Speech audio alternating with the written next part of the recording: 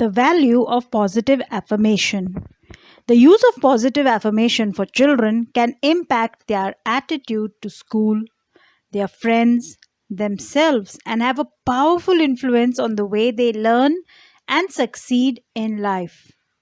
Teachers can use daily affirmations for children to help improve their emotional well being. This can help children have a positive mindset and attitude towards themselves as well as their teachers and friends. While parents and teachers must encourage and support their children, it is also important for children to learn to create happy emotions inside themselves and grow to have a positive outlook. Affirming positive messages build self esteem and self belief that can stay with them for the rest of their lives. Affirming positive messages can build self esteem and self belief that can stay with them for the rest of their lives. Positive thinking quotes are a powerful social emotional learning tool that can be used in the classroom to encourage self belief at a tender age. Negative beliefs can have lifelong impact and are difficult to shake when children are older.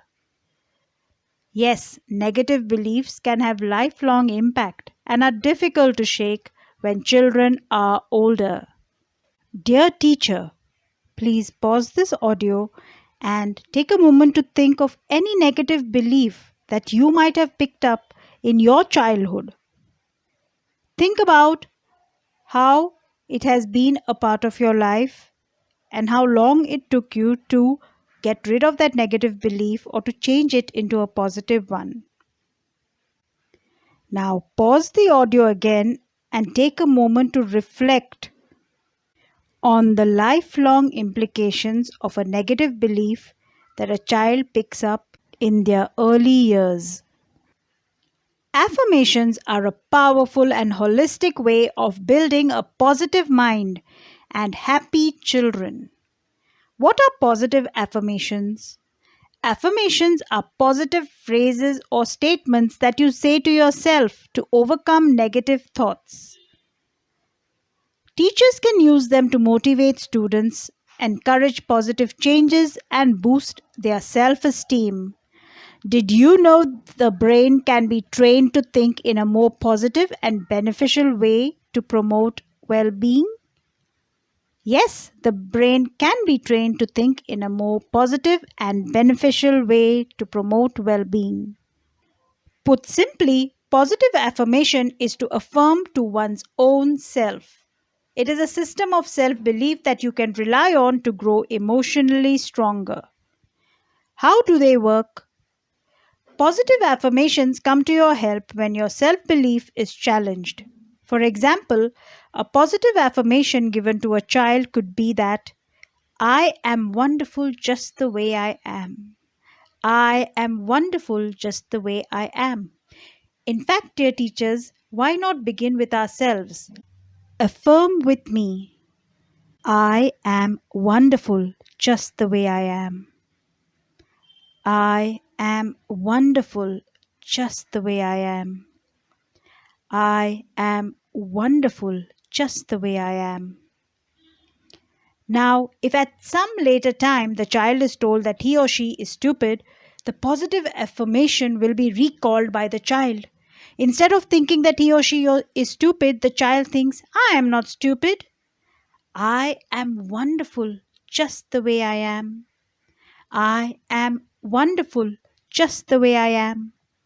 I am wonderful just the way I am.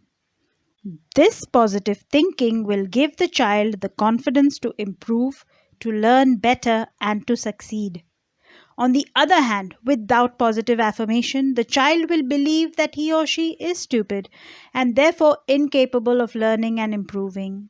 These negative beliefs will hamper the positive learning outcomes we desire in every child. Positive affirmations can help modify children's behavior and self-esteem and are valuable tools in the class to promote learning. positive words to feel good and create a positive environment in the pre-primary classroom. Teacher-child interaction. As a teacher, the impact your words have on children is enormous, particularly at the nursery level. Every child is unique and has varied interests and strengths. If the teacher recognizes these interests and strengths and uses the right phrases of encouragement, the impact will be spectacular, not only in the present but also in the future. You are building the child's self-esteem and confidence by using the right words. You, dear teacher, are building the child's self-esteem and confidence by using the right words. Let's find out a few good words which will have a positive impact on the child. Situation 1. When the child has not written the letter of an alphabet correctly. Your D looks fine except for the slant. Can we try again? Let's make the letter D stand up just right. While giving this instruction, the body language of the teacher should be approachable and calm. Approachable and calm. The tone of voice makes all the difference. Remember, dear teacher, the tone of voice makes all the difference. The tone of voice makes all the difference. Please ensure that your tone is friendly and empathetic. The main purpose of this instruction is to put the onus of learning to write the letter D correctly on the child. Situation 2. When the child has joined the dots and colored a picture.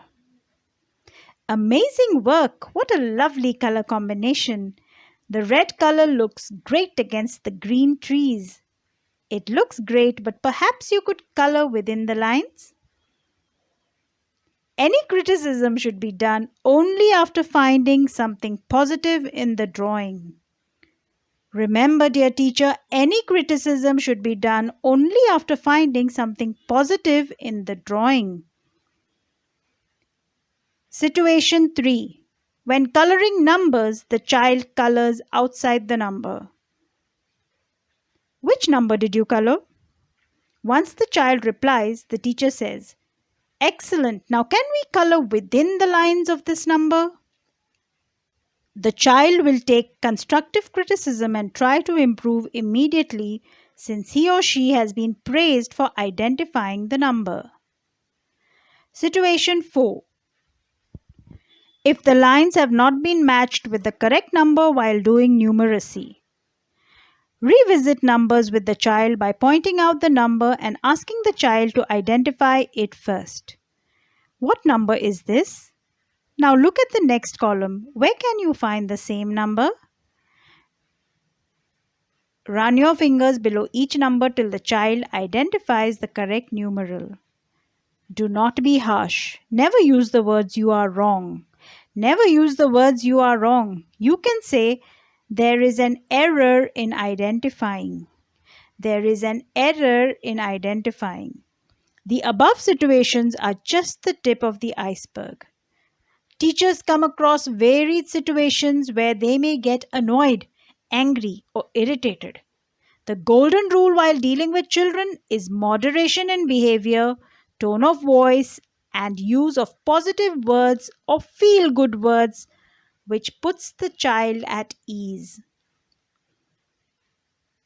Even though the child may have committed an error, never raise your voice in the classroom. Always use positive words and gentle reminders. Dear teacher, let's revise the golden rule.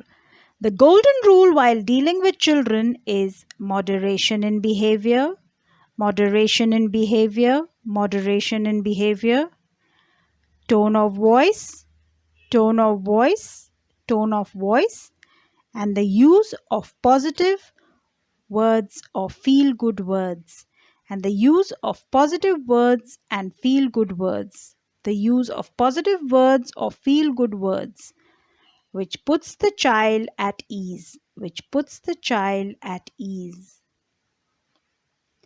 The golden rule while dealing with children is moderation in behavior. Not too happy, not too sad, not too angry, not too glad. Tone of voice and the use of positive words or feel good words which put the child at ease. Even though the child may have committed an error, never raise your voice in the classroom. Always use positive words and gentle reminders such as, "Can you come here and sing the rhyme? Can you show your friends the dance step you just did? Can you complete the coloring? I will wait for you to finish coloring the picture. I'm happy to see you smiling.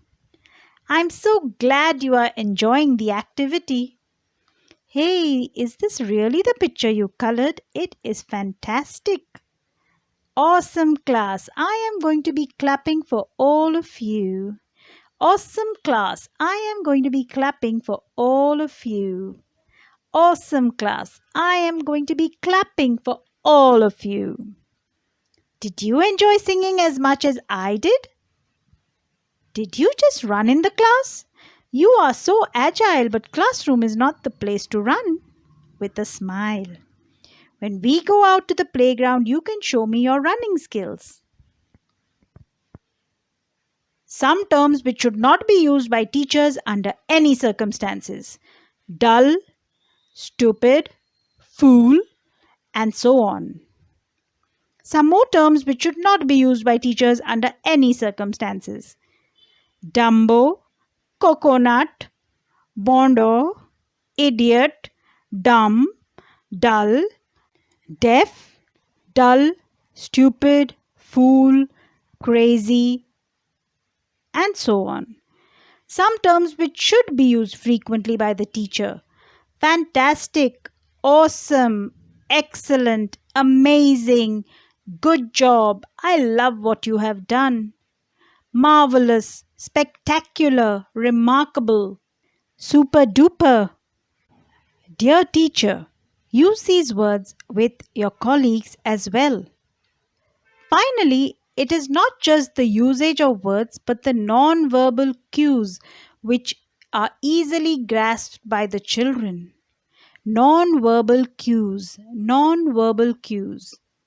So the teacher has to be careful in not showing anger, annoyance through non-verbal cues such as a frown, an unsmiling face, anger in the eyes, and so on. Non-verbal cues. Some things to be totally avoided by teachers: personal comments about a child's color, body weight or shape, hitting or touching a student, discussing your family or personal details with the children, no matter how innocent. Positive words to feel good and create a positive environment in the pre-primary classroom. Child-child interaction. Children come from varied backgrounds and would have been influenced by the culture and environment at home. They can easily be taught to use certain words while interacting with their friends in the classroom and playground. Words are powerful, especially when used by friends. So, positive interaction among children in the classroom will help build a friendly environment in the classroom. Encourage children to be polite at all times. Encourage children to be polite at all times. Encourage children to be polite by being polite yourself at all times. Let there be a generous use of the word please, even when you give instructions. Please sit, please stand, please come here. May I have your attention, please? Sharpen your ears, please. Let's be silent, please. Please pass me the book. Please come here quickly. Please form a line. Please, please, please, please, please, please, please. Use the word please, dear teacher. Be a silent observer in the background when the children interact in your classroom. Be a silent observer in the background when the children interact in your classroom. Encourage children to use words such as please and thank you in their interactions. One of the best ways to encourage children to use the words please and thank you, dear teacher, is by using the words please and thank you generously yourself. Always encourage children to use positive words. Teach them sentences which they can use if they need something from their friends. For example, Situation 1. If a child needs a crayon of a specific color, he or she can be taught to ask, "Can you please pass me the red crayon?" Once the crayon is given, "Thank you." These simple interactions will instill manners and discipline from a young age. Manners and discipline from a young age. Situation 2. If the child needs water and has finished the water in his or her water bottle, "Can I borrow your water bottle and drink some water, please?" The child with the water bottle can be taught to say, "Yes, of course. Take my water bottle. I will help you pour water into your bottle." Once the child drinks water, encourage the child to say thank you. Whenever children interact positively with each other, encourage them by appreciating their polite tone of voice and their good manners. Positive words to feel good and create a positive environment in the pre-primary classroom. Teacher-parent interaction. While interacting with parents, keep in mind that you need to create a friendly environment which puts them at ease. Greet parents formally depending on the time of the day. Good morning, good afternoon, good evening. Introduce yourself and let them know that you are available for any clarifications or questions which the parent may have. Good morning. I am Maria and I teach Standard 1. I will meet each one of you separately to discuss any issues or questions you have about your child. Keep the tone of voice soft and firm. Be friendly but professional. Keep the tone of voice soft and firm. Be friendly but professional. Once you start meeting parents on a one-to-one basis, the first rule is to always have one positive feedback about the child, which should be told first. Dear teacher, remember this always. Once you start meeting parents on a one-to-one basis, the first rule is to always have one positive feedback about the child, which should be told first. For example, your son-daughter is very good in coloring. Your son-daughter is very helpful. Your son-daughter is good at remembering things. Your child has leadership qualities. Your child is polite. Your child is a happy child and is always making others happy. If there are any issues or concerns to be raised, it has to be done in a non-confrontational manner. Remember, dear teacher, if there are any issues or concerns to be raised, it has to be done in a non-confrontational manner. The child is good at this, but I have some concerns regarding this. The child is good at this, but I have some concerns regarding this. Or you can say, the child is confident at this, but I have some concerns regarding this.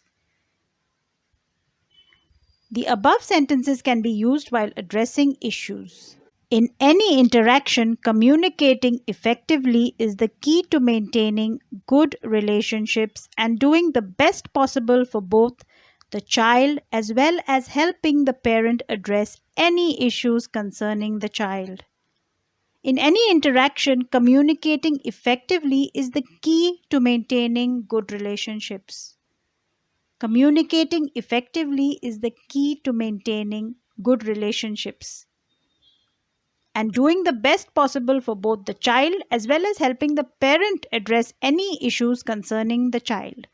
Communicate, communicate, communicate.